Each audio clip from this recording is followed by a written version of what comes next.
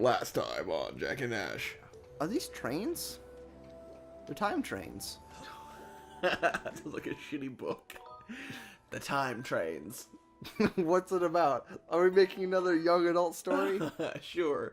So Time Train is about a young, about 15 to 18-year-old girl. Her name, by the way, is Cardinal Greenfeather. I knew it was going to be weird. But everyone calls her Cardi.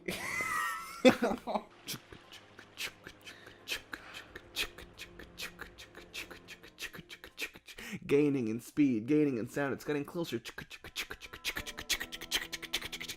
Suddenly, a figure in the distance, a single lone runner sprinting as fast as he can. Turns out he's a beatboxer.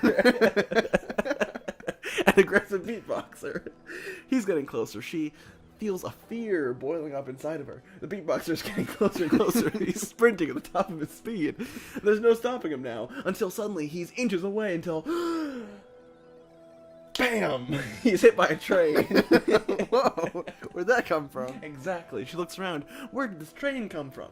The train slows to a halt in front of her. She looks out in the distance at the front car. A small man jumps out of the train. She says, fine, what would you like me to call you? She pauses for a moment. Cardi, she says. He says, like the sweater? She says, no, like the bird. He says, that's no better. She thinks about this insult for a moment. She moves on. She decides to look past it. She's the bigger woman here. Literally. She finally says, fine. What is this? What's happening? Where am I? What is this? What do you want me to do? Am I the alien, I guess? Is that what the prophecy's about? And he said, well, I don't know. I haven't tested your blood. Get away from me with that fantasy syringe, she yelled. Oh, is this getting really weird? You see, here's the thing about young Cardi. She was afraid of needles. Also, small racists. She's afraid of small racists? That's right. That's why she wanted to run before. She didn't have the strength to face her fears. But now, faced with those fears head on, she stood tall.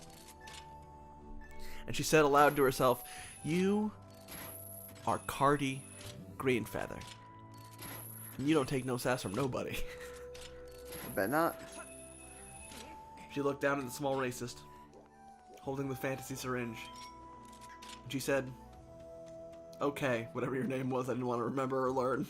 Because I don't want to know you past this moment. Take my blood. See if I am the chosen one. By the way, did the chosen one have a title? I never asked. And he said, thank you. Jeez, you're so rude. Didn't ask for my name. Didn't ask for any part of this whole fantasy scenario. He said yes. The chosen one has a name. And that name is Cardinal. She said, alright, hold on. Cardinal's just my name. And he says, what? But he's real small, so he's like, what? And she said, yeah, my name's Cardinal. You didn't ask that either, apparently. Like, this is a rude two-way street, sir. A rude way street. And he said, look, I'm just a simple train conductor. A time train conductor. She said, alright, fine, whatever. I get it. You're the time train. I actually don't get it, but I'm not going to ask any more questions. He says, alright, here, let me take your blood. And he jammed the syringe into her arm. And she said, ow? Excuse me? Oh, sand scorpions. And that's what he yelled, which was confusing, but will be explained in book 9. There's a lot of waiting to be done in this game. Well, here's the thing about this book series, which is of course called the Greflindar saga. And there's a saga. That's the end of the word. It's a rich tome. Okay. And there's lots to pick up on at every point. And once you're done with the whole epic, you're like, I get everything. Everything is clear. There are no logical plot holes in this story. So anyway, he pulls out the giant syringe. It's giant, by the way. 9 feet tall. Okay. It's impressive he can hold it. She's impressed, in fact. She notes that out loud. She says, I'm impressed. And he says, wait till you see what I got packing. She says, don't even. I'm not in the mood for this. He says, fine, sorry. That's my... No, I heard it when I said it. It's gross. I don't want to be that guy. He said, that ship has sailed, sir. But he pulls a syringe out. He looks at the blood. And he says, incredible. This blood, my dear. He says, again, don't call me my dear. He says, sorry. This blood, Cardi, is red. And you said, yes, that tends to be the color of blood. He says, no. Not here. In this land, blood is rainbows. Okay. And she says, that's real stupid. How does that work? Does it flow? And he says, don't worry about it. We don't have a lot of scientists that work here. It's mostly magicians and stuff. We don't worry about the nitty gritty. Huh. She says, fine. So what does my red blood mean? And he paused. He looked down at his hands. He clenched them in small, tiny, racist fists. And he said, Cardi, you are the chosen one. And he said, yeah, I guessed it. Not a surprise on my end. And he's like, alright, stop being so sassy. It's a big reveal for book 2's This beginning. is book 1 still. What? You said it ended a while ago. Oh, you're right. This is book 2. Sorry. There's some discussion amongst scholars, because the thing is, the publisher were given a 40,000 page manuscript. Whoa, so much. And they decided when to break it up. Even if they're like really long books, it's 40 books. It's far more than that. Oh, really long books, as in 1,000 pages each. That's a, no. that's There's very few pages per book. Uh-oh. So it's like 100 bucks. At least. One of the books is just a single word. What is... Oops. Can I know what number is that? That's book 14, I think. I gotta check. I don't know. It's been a while since I read that one. Okay. It's the easiest to read, though. I should look at it again. Anyway. She says, you are the chosen one. She says, I know. So what does that mean, you tiny gross racist? He's gross now? Yeah, because of all the sexually perverse things he said to her. Right. He says, look, no one can know about your true-blooded oneness with this land. Oneness. But I. For if the darkies, she said, please don't call them darkies. Please don't call them. He says, fine. If the bad ones. Oh. And she's like, way worse. He says, whatever. If those find out this land, well, it could go to pot. And she says, I'm sorry. How is that a colloquial phrase in this fantasy world? He says, don't worry about it. It'll be explained in several books from now. And the fact that he knows their books will be explained in several books from now. I was going to ask. She says, what I need you to do, young Cardi, is join me on my time train. And she says, what, he got stuttered out? He says, please don't make fun of me. He says, please join me aboard my time train, and I will whisk you away to the capital city of Perth. Perth? Australia? That's what she asked. She's like, you mean Australia? And he's like, I don't know what that is. Use words that we understand, please. She's like, alright, a little racist also. He's like, fine. No, Perth is the capital city of this nation. The nation being Rock Nation. Here in Rock Nation, we believe in one simple thing. It's that all business must happen in the city of Perth. For if business is done outside of Perth, it is illegal, and the king himself can come and slay you. Seems like you're a lot of trouble. That's what she said. And that's what he said. He's like, that's what she said. And that will be explained several books from now. He knows a lot of real-world colloquialisms, and that's a fascinating chapter, but it's way down the line. Okay. Looking forward to it. He says, please, get aboard the train, we'll travel to Perth, I'll introduce you to the king. She says, you know the king? What's his deal? And he says, first of all, please speak with some reverence. The king is not only a king, but he is a god among the people of this land. And I know him because I'm a real swell fella. A swallow. A swella, that's what he said. Have you read these books? No, it's amazing. Somehow you've learned the language. Took me years to learn the language. Because there are 19 languages in the manuscript. Complete languages. Oh, I'm sure there are. Anyway, So she says, all right, so you're a swella, fine. You know the king, great. Let's go talk to him. Let's go sort this out so I can go back home. He says, great. Climb aboard my time train, my dear. She says, stop. Call me my dear. It's fine. Jump aboard the time train, and we shall travel toot sweet to Perth. She said, fine. How does the time train work? He says, thank you for asking. It's quite simple. Simply, I jump into the conductor's chair at the very front. I press a button that says go, and then just goes. I don't question it. Hasn't failed me once. She said, why is it called the time train? He says, you know, I've been the conductor on this time train for over 2 millennia. And I've asked countless people. I've asked the king. I've asked wizards. I've even asked some darkies if I can summon the courage. Uh-oh. But no one has been able to tell me. No one has been able to tell me why it's called the time train. She said, fine. How does it run? What's the fuel it uses? And he says, rainbows. Rainbows? The blood of our people.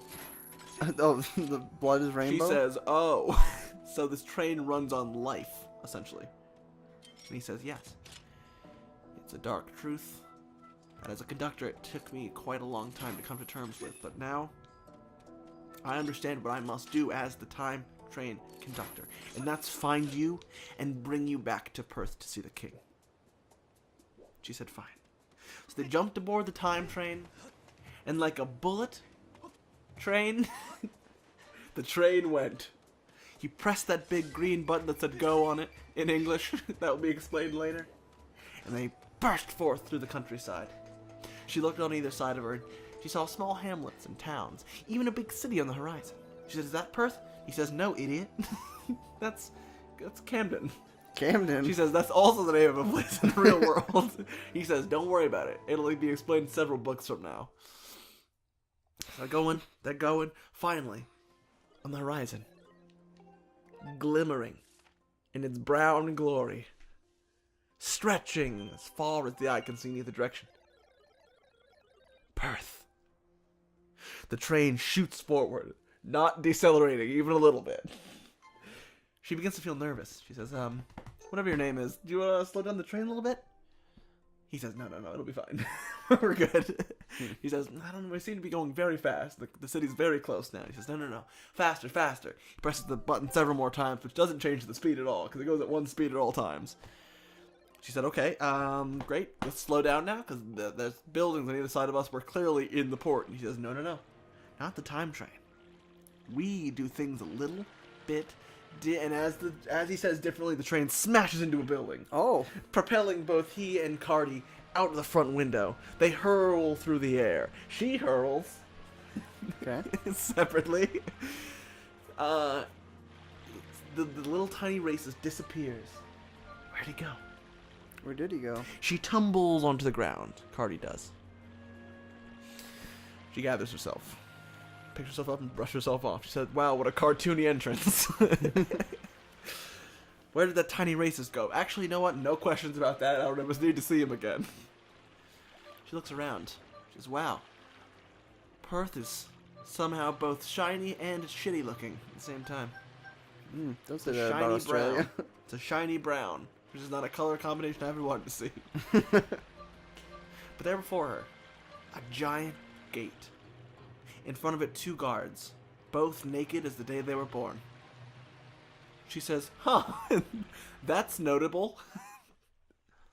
She walks up to the guards. She says, hi, I'm the chosen one. Can I go talk to the king? They're like, yeah, whatever. Not my business. She says, all right, probably is, but I'm not going to question that. She walks towards the gate, as if by magic, because this is a fantasy world. Duh. This is what it says in the text. Okay. The gates slide open. Before her, a single wicker chair. Okay. In the middle of the room. Nothing else in the entire room. In the wicker chair, a withered old man. Is this a chair or a throne? It's just a chair. It's a normal wicker chair you might get at like Pier 1 Imports. Or World Market. Now, in the chair, there's a withered, crusty old man. Okay. His hands shaking. Drool speckling his face. A long beard, which trails a mile from the chair. That's a long time. Long beard. But as she gets closer to the figure, it's not a beard at all. It's spaghetti. Of course. She says, "I'm very hungry. I'm not gonna eat this man's beard-getty. Spagheard. Speared. I'm not gonna eat this man's beard. He's the king that seems wrong." She walks forward. He says, "Hold on. Who goes there? Who approaches the king of Perth?"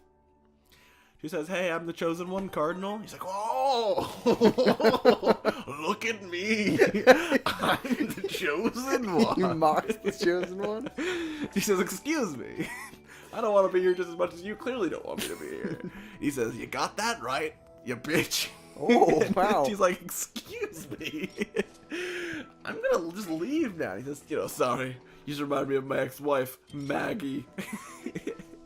Oh, she was the worst. She always used to just make uncooked pasta for my beard. And she said, "I don't even want to begin to understand what that means."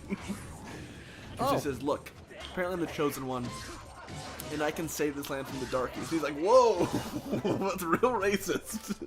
He says, "Excuse me? I thought that's what they were called." Like, "Oh, did you talk to that small train man? He's very racist. Don't listen to a single word he says. Except about the chosen one thing. That's real. But it's not saving us from the darkies. Their culture is beautiful. And I find them beautiful as a people. I've had many mistresses that are darkies." And she said, "That's not my business. Please stop talking."